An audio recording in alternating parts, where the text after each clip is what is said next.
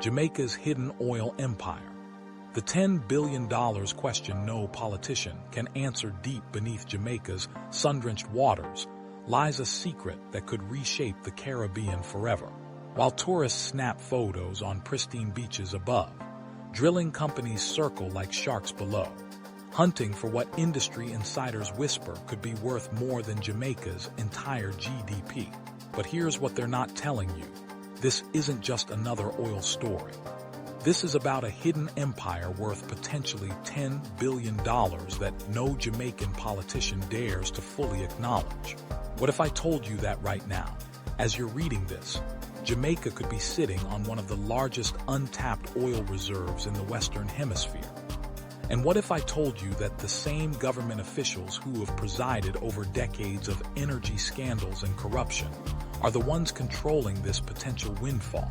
The numbers that don't add up. United Oil and Gas CEO Brian Larkin dropped a bombshell in 2025 when he declared Jamaica's offshore oil potential could be double the island's gross domestic product. And game-changing. But here's where it gets interesting.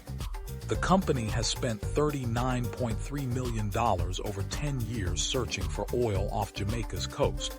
Yet politicians keep dancing around the real question. What happens when they actually find it? The Colibri prospect alone could hold up to 400 million barrels of oil.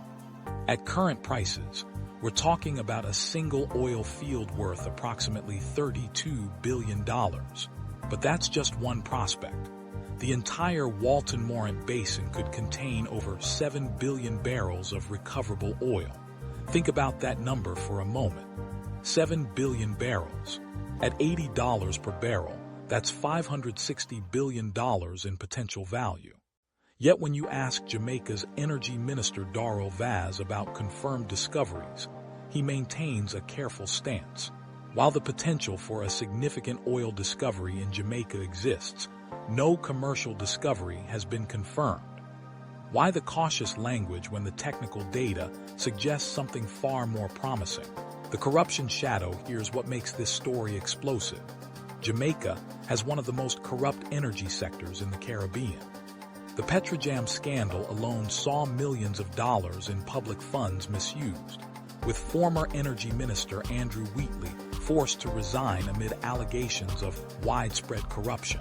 Billions of dollars of oil were simply unaccounted for at the state refinery. Before Wheatley, there was Kern Spencer, the first politician charged with corruption in Jamaica's energy sector over the Cuban light bulb scandal. Spencer faced 7 charges including conspiracy to defraud and money laundering. The pattern is clear. Whenever significant energy money flows through Jamaica, corruption follows. Now imagine what happens when real oil money starts flowing. We're not talking millions anymore.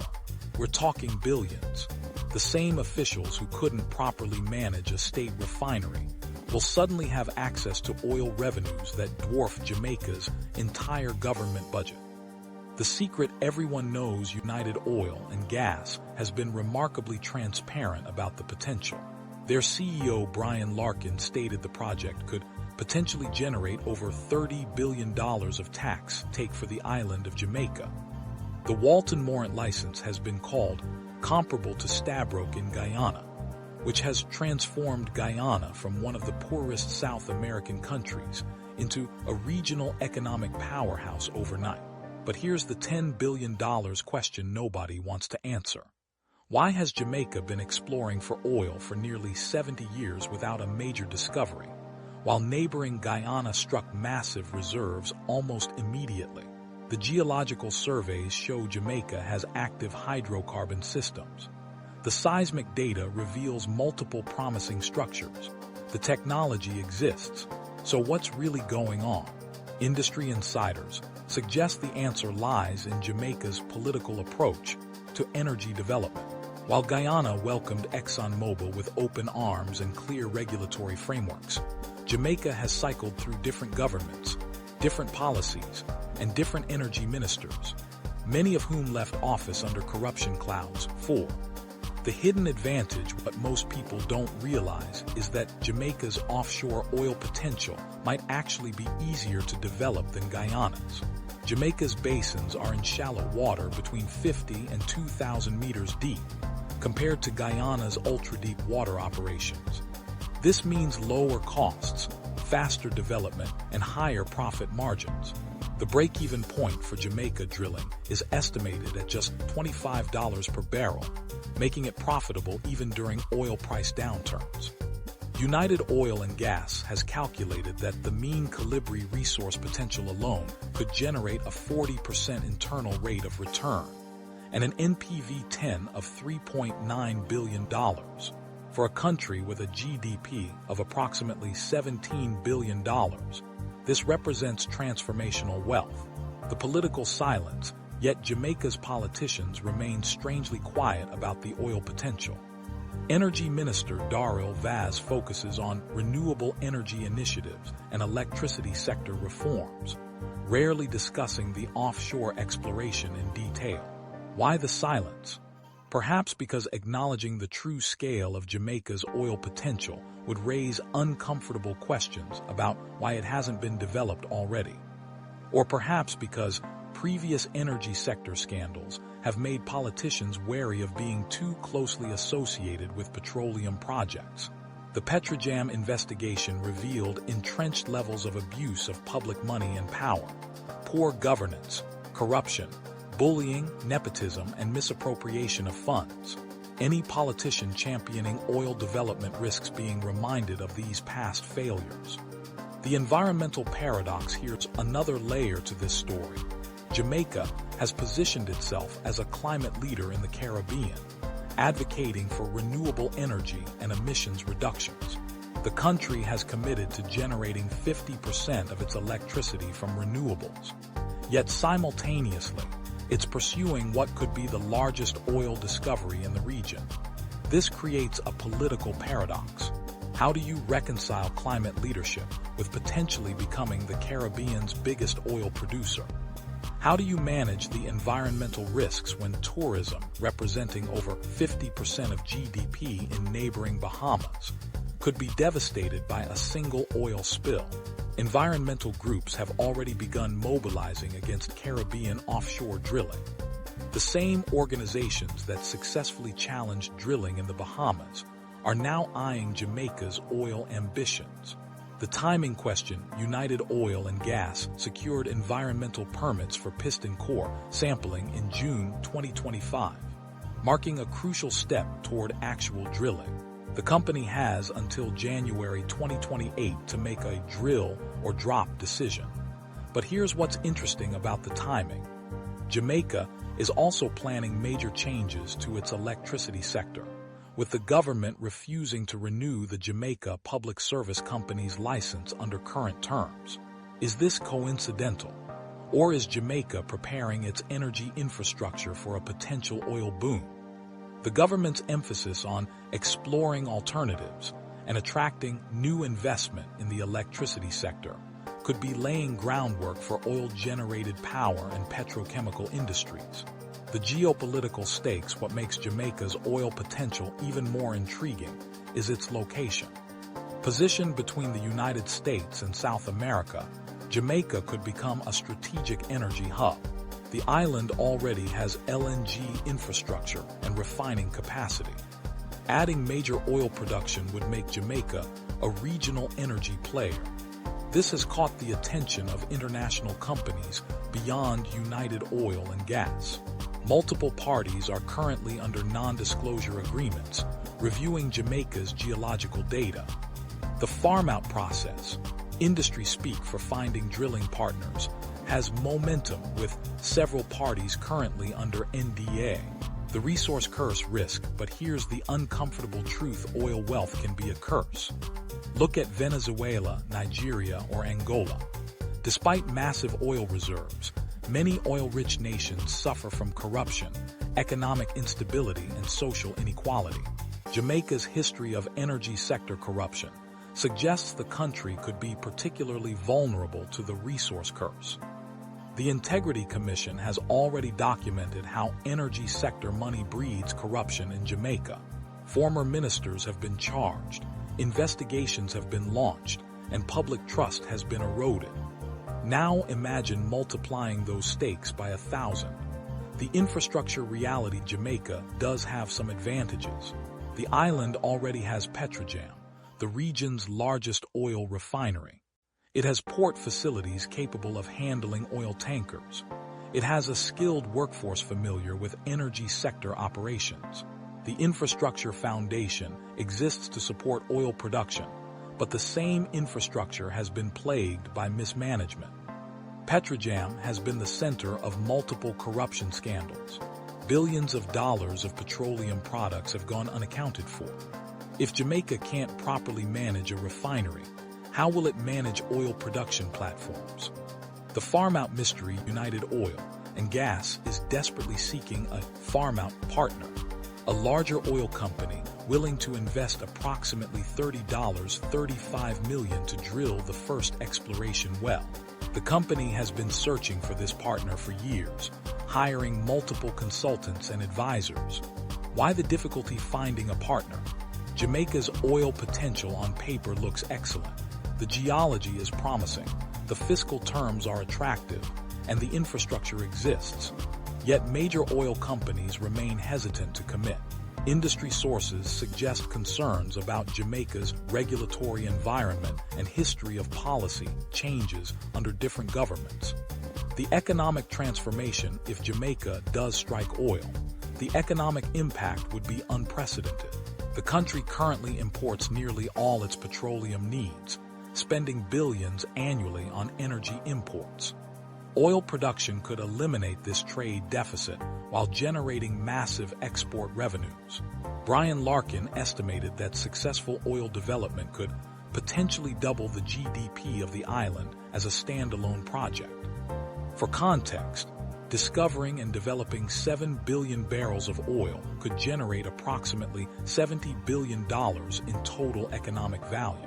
Jamaica's current GDP is about $17 billion. The political calculation. This brings us back to the central question. Why don't Jamaica's politicians talk more openly about the oil potential? The answer likely involves complex political calculations. Promising oil riches and then failing to deliver has destroyed political careers across the Caribbean. It's safer to downplay expectations and let the private sector take the risks. Additionally, Jamaica's two main political parties, the JLP and PNP, have both been tainted by energy sector scandals. Neither party wants to be seen as making the same mistakes that led to previous corruption investigations. The next 18 months, the critical period is approaching. United Oil and Gas must either find a drilling partner and commence exploration by 2028 or lose its license. The environmental permits are in place. The technical studies are complete. The only missing piece is a major oil company willing to write a $30 million check and take the risk. 26-25-9. Meanwhile, Jamaica's government continues its electricity sector reforms, potentially preparing the infrastructure for an oil-powered future. The timing of these parallel developments cannot be coincidental. The unanswered questions, but fundamental questions, remain unanswered. If Jamaica's oil potential is as massive as suggested, why hasn't a major oil company already committed? ExxonMobil had no trouble committing billions to develop Guyana's Stabroek Block. Why is Jamaica different? Some suggest Jamaica's politicians prefer to maintain plausible deniability. By letting a small British company like United Oil and Gas take the exploration risks, the government avoids direct responsibility if the project fails. But they also forfeit the political credit if it succeeds. Others suggest Jamaica's oil potential might be overstated. While the geological surveys are promising, only actual drilling will prove whether commercial quantities of oil exist. The risk of a dry hole, spending $35 million, and finding nothing remains significant. The corruption time bomb, perhaps the most concerning aspect of Jamaica's potential oil future, is the corruption risk. The country has struggled to manage far smaller energy sector revenues without scandal. Former energy ministers have been charged, investigations launched, and millions of dollars misappropriated. Oil revenues operate on a completely different scale. When billions of dollars start flowing, the temptation for corruption increases exponentially. Jamaica's institutional frameworks may not be strong enough to handle this magnitude of resource wealth. The Integrity Commission exists to monitor public sector corruption, but it has already documented extensive problems in Jamaica's energy sector. Adding massive oil revenues to this environment could be like throwing gasoline on a fire. The Caribbean precedent Guyana provides both inspiration and warning for Jamaica. Since ExxonMobil's 2015 discovery in the Stabroek Block, Guyana has become one of the world's fastest-growing economies. The country now produces over 600,000 barrels per day and expects to reach 1.2 million barrels per day within years. But Guyana has also faced challenges. Environmental concerns, revenue management questions, and social tensions have all emerged. A recent court decision rejected ExxonMobil's attempt to limit its liability for oil spills, highlighting the environmental risks. Jamaica could learn from Guyana's experience, but it would need political leadership willing to acknowledge the oil potential and plan accordingly. So far, that leadership has been absent. The global context, Jamaica's oil story is unfolding against a backdrop of global energy transition. While the world debates reducing fossil fuel consumption, Jamaica could be on the verge of becoming a major oil producer. This creates both opportunity and risk. Oil demand may peak within the next decade as electric vehicles and renewable energy expand. Jamaica's oil reserves could become stranded assets if not developed quickly.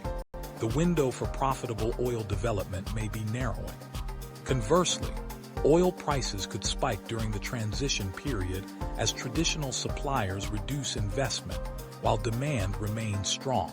Jamaica could benefit from perfect timing if its oil comes online during a supply crunch. The final calculation, so here's the $10 billion question Jamaica's politicians won't answer. What happens when United Oil and Gas finally drills that first exploration well? If they strike oil, if those 7 billion barrels of potential resources prove real, Jamaica will face the biggest economic opportunity in its history, but it will also face the biggest corruption risk.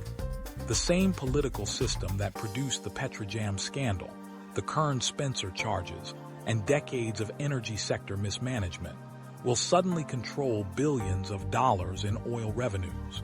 The transformation could lift Jamaica from a tourism-dependent economy to a regional energy powerhouse. Or it could trigger a resource curse that entrenches corruption and inequality for generations. Either way, the next 18 months will determine Jamaica's energy future. The question is whether the island's politicians are ready to acknowledge what's really at stake. Because whether they admit it or not, Jamaica's hidden oil empire could soon emerge from beneath the waves. The $10 billion question remains unanswered. Jamaica waits.